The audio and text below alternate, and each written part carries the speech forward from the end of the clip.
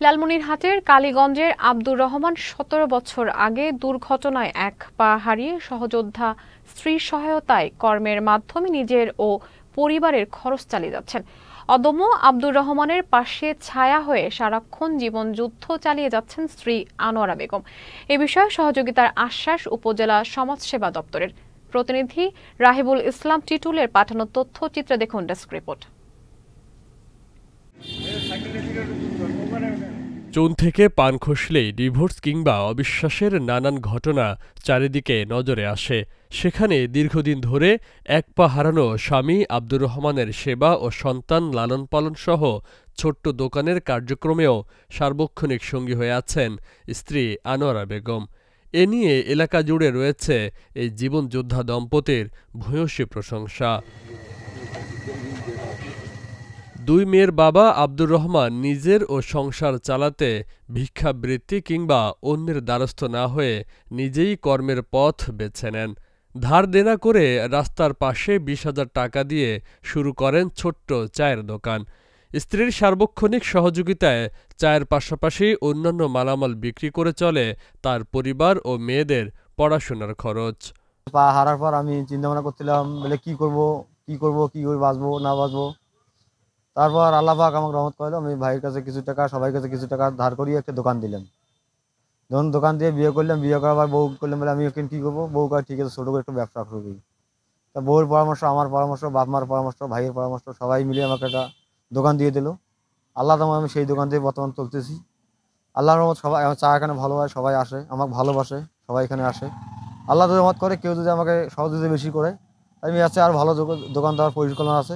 আমার বিয়ের পর আমি আমার স্বামীকে বললাম যে প্রতিষ্ঠান বাড়াতে হবে আর দোকান করে খেতে হবে আমাদের, তাছাড়া আমরা চলবো কিভাবে।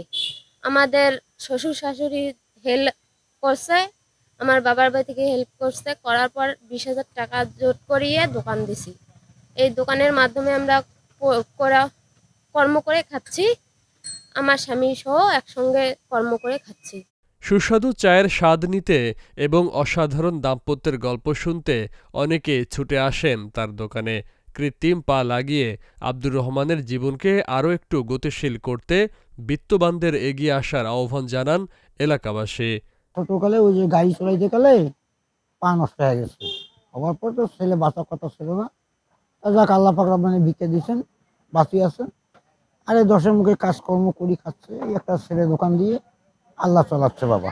আমার ভাগ্নে আগে ট্রাক চালাতো, দুর্ঘটনায় তার পাটা আর কি নষ্ট হয়ে গেছে। এখন সেই ব্যবসা বাণিজ্য করি, বউ বাচ্চা নিয়ে আমাদের এলাকার লোকজন এবং টিউনার সহযোগিতায় ওনাকে একটা এখানে দোকানের ব্যবস্থা করে দেন, ওনাকে চলার জন্য আর কি। ছোট ভাই আমাদের কাজ করি খাবার লাগছে, মানুষের কাছে ঘরে ঘরে না যায়, হাত পাতি না যায়, নিজের পায়ে চেষ্টা করতেছে যে পরিবার নিয়ে চলার জন্য। অনেকের পা নাই, অনেকে ভিক্ষা করি খাইতেছে, চেয়ারম্যানের কাছে হাত পাতি খাইতেছে, অমুকের কাছে হাত পাতি খাইতেছে। আসলে উনি তা সেটা করে নাই, নিজে একটা কিছু করতে পারবে এইটাই উনি চায়।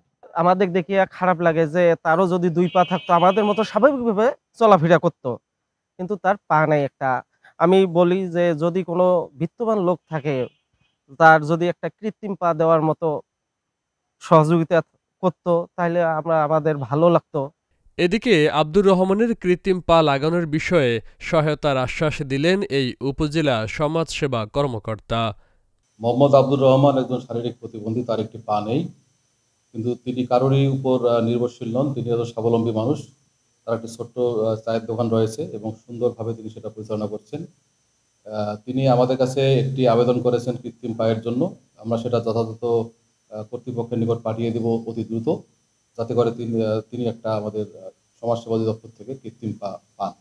খুব দ্রুতই আব্দুর রহমান সরকারি সহায়তা পাবে, এগিয়ে যাবে জীবনযুদ্ধে, এই প্রত্যাশা সংশ্লিষ্টদের। Faisal Mahmud, channel S news desk.